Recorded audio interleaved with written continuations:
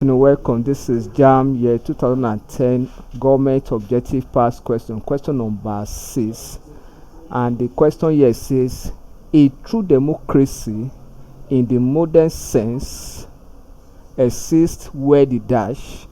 A true democracy in the modern sense exists where the dash. A, majority of the people vote. B, majority of the people rule.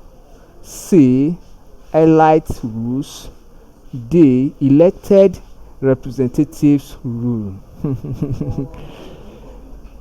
1. I want you to take note of this. In a democratic system, there must be elective principle, but the elected representative does not mean that the elected representative will take over the whole interest of the people.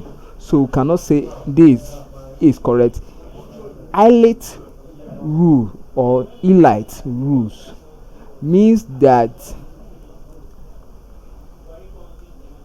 people with certain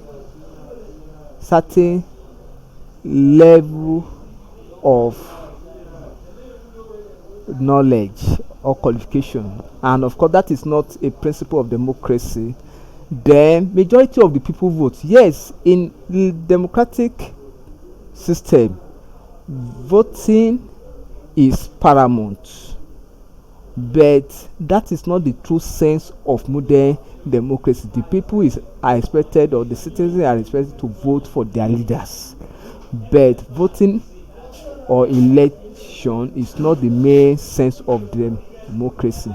Then option B, majority of the people rule. Yes, so there is majority rule, and that's why in a palace definition, democracy okay, let's define it. In a palace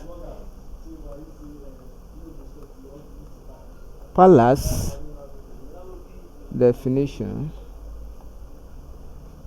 the definition democracy means the government of the people.